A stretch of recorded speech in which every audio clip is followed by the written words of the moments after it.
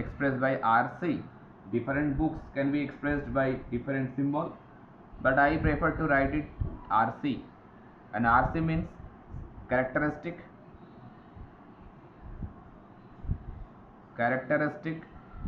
gas constant, or you can also say it is a specific gas constant. And the value of specific gas constant or characteristic gas constant, obviously it will be different for different gases or other ideal gases. But if we could go for the real gases, if we apply that particular law for real gases, then that specific gas constant or characteristic gas constant will be different for different gases. So that way, if we consider that for air, then that value of specific gas constant is 0.287. This value should be keep in your mind always. If the value is not given in the problem, then I have to keep that value in our memory. 0.287 kilojoule per kg Kelvin, that is for air.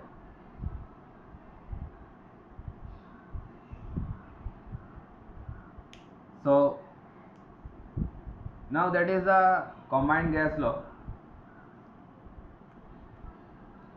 Okay, now you can express that particular law in different manner. Like I can express that particular law like this manner also. P capital V by M. P into capital V by M RC into T. Capital V means total volume. So total volume by M, that is specific volume. I can write over here also. That specific volume is nothing but capital V by M. What is that small v? That is specific volume. That means volume for unit mass. Okay. So that equation now can be written like P into capital V M RC into T. So this form and that form, both of these forms are familiar with us, but make the concept clear. If you are writing PV equals to RCT or RT, then that R is known as characteristic gas constant and the V is specific volume. Mind it. While you are changing that form into this form, P into V equals to MRT, then similarly that R is specific gas constant or characteristic gas constant, M is the mass of the gas and V is the total volume of the gas. So you can remember in different form that gas law, but obviously you should keep in your mind that this is specific volume, this is total volume. One mass is not there, but mass is here. Okay. Now also you can express like this way also, that number of moles if you express that by small n, small n can be written like small m by capital M. That M is nothing but mass in kg. Okay, and that capital M is nothing but molecular mass.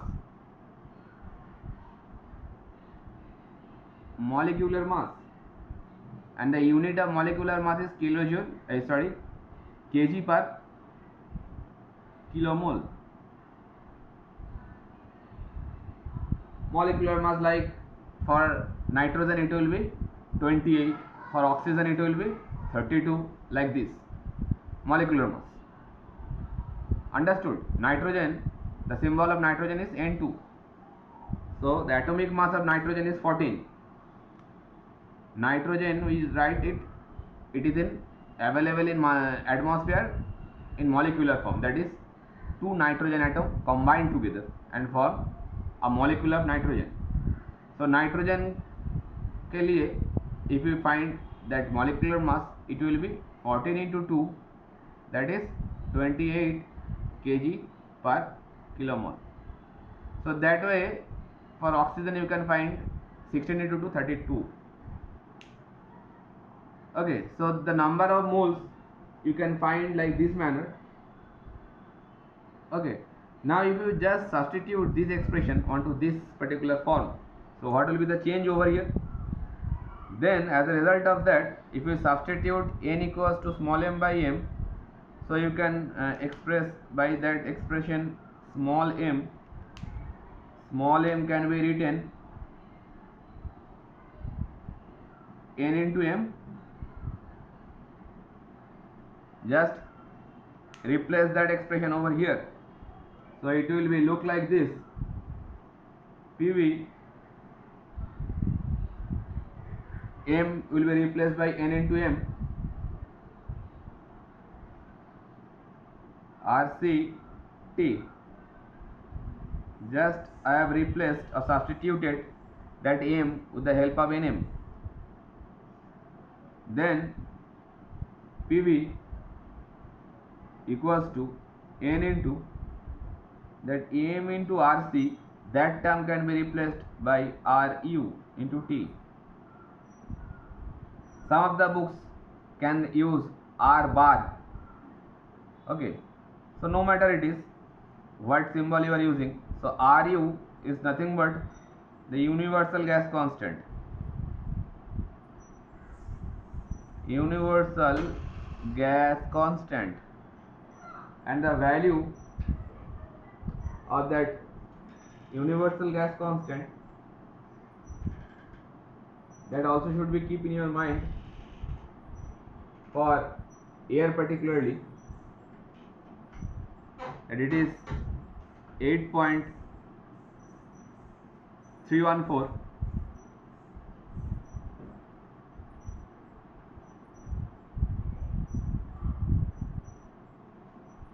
that the value of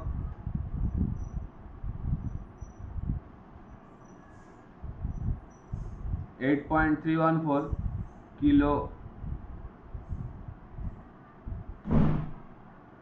From here you can find also the unit of this particular thing, that it will be kilojoule per kilomole Kelvin.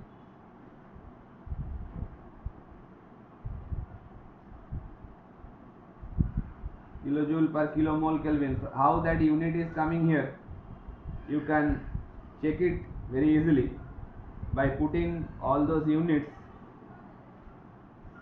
You can check the unit, is it coming or not. So that is for air.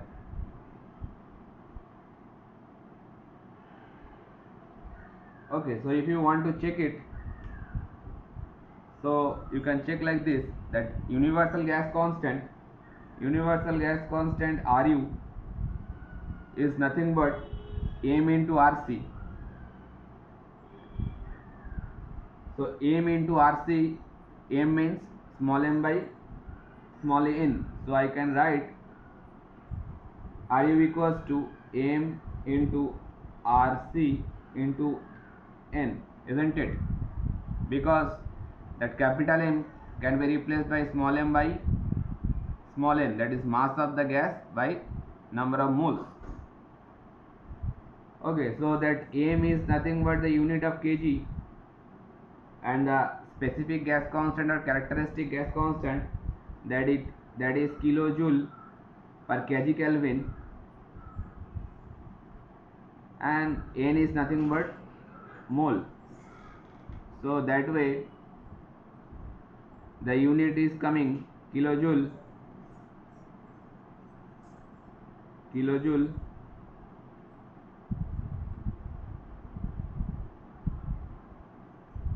yes, n is, if we express that n in terms of mole, then it will be kilojoule per mole Kelvin, and if we express that n by kilomole, preferably if we are taking it is in kilojoule, then obviously it should be also taken by kilomole, and if you take RC as joule per kg Kelvin, then it can be taken as also mole instead of kilomole.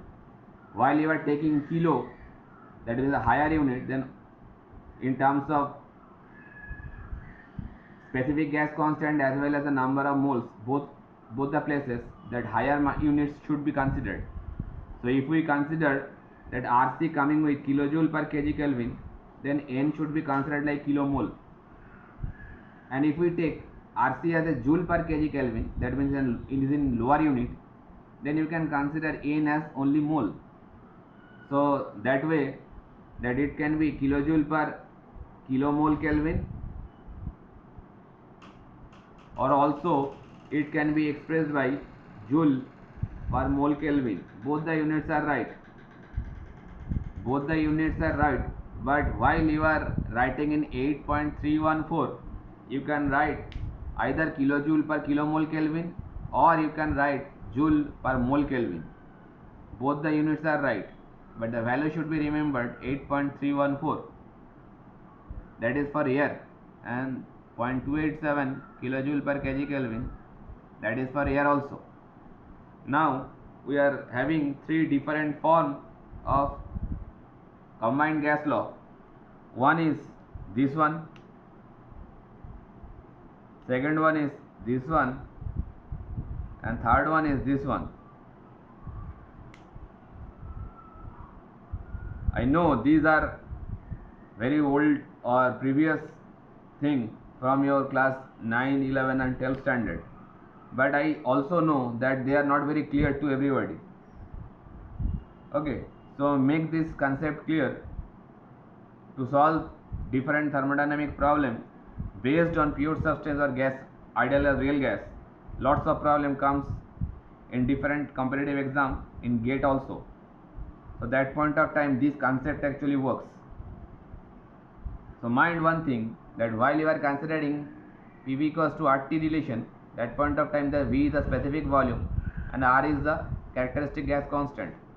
While you are considering PV equals to MRT relationship, that point of time the V is the total volume, M is the mass of the gas, and Rc is still it is characteristic gas constant. And while you are considering PV equals to nRT, that point of time N is the number of mole and R is the, or Ru is the universal gas constant. And the universal gas constant, sorry, while I am saying it is universal, it should be remain constant for all the gases. Sorry, I have skipped it by some way. While you are considering as a universal gas constant for all the gases, it will be remain there 8.314. But while you are considering specific gas constant or a characteristic gas constant, it is only applicable for a particular gas, whatever you are dealing with. So that point of time, if you are dealing with air, so that point of time 0.287 will be the value of characteristic gas constant for air only. But while you are considering the universal gas constant, it is universal, so it is same for all the gases what you are dealing with. So that way I am very sorry why I have written that in air, I don't know, it's a kind of silly mistake you can consider. Okay, now after completion of this gas law, then we can move to the compressibility factor. Now the next topic is compressibility factor. Compressibility factor is a kind of factor which actually which actually very important to know if we are going to deal with ideal gas and real gas. So that's why I have written a kind of introduction for compressibility factor, that is to quantify the deviation of real behavior from the ideal gas behavior.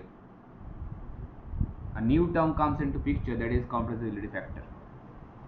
What does this mean? That means if you want to differentiate or if you want to quantify the particular behavior, how much it is deviating for a real gas with the ideal gas, then we have to know regarding this compressibility factor. How it is defined? It is defined as a ratio of the actual volume. It is defined, actually compressibility factor is defined as a kind of a ratio. The ratio between the actual volume to the volume predicted by the ideal gas or ideal gas law at given temperature and pressure. So ideal gas law, it is already known to us. We can express it like PV equals to RT. So with the help of that gas law, if we try to find the volume of that particular gas, then what will be the volume? Volume will be RT by P, isn't it? So I can first write the definition of this particular compressibility factor. That the definition can be written like this. It is defined as the ratio. It is defined as the ratio of the actual volume. It is defined as the ratio of actual volume to the volume predicted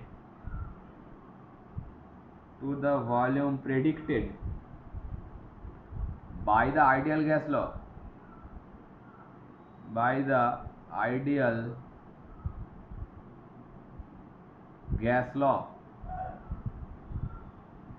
at given temperature and pressure.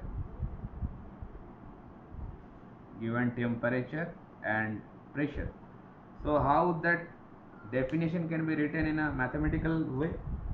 So obviously the symbol should come which is expressed as compressibility factor, that is the Z. Z is used to express the compressibility factor, and Z can be written like this: actual volume to the volume predicted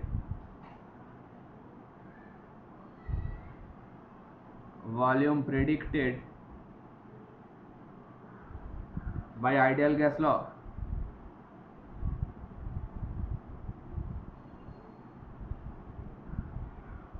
Okay, so that way if we write the actual volume in terms of small v, obviously it is specific volume, mind it, then that ideal gas law we can write that same thing, that means the volume can be written like this: RT by P. Mind it that R in subscript C is there, that is characteristic gas constant, because we already expressed that PV equals to RT, that R is characteristic gas constant and V is in specific volume. So that way the specific volume can be written RCT by P or RT by P. So that way I can finally jot down that compressibility factor is nothing but PV by RCT, that V is in small letter and R is in RC form. That is the factor which is known as compressibility factor. Okay, now that compressibility factor, the value of that particular factor is a determining factor. Is it a real gas or ideal gas? That means for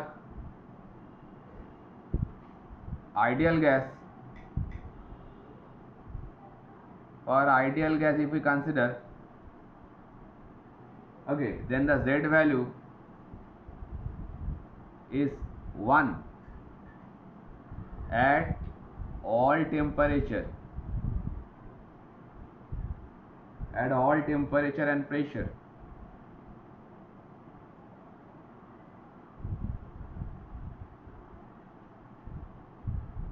Okay, so and for real gas,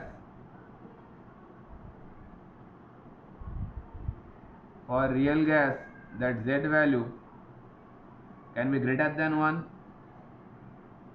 can be less than 1. That means it never be equal to 1. So for real gas,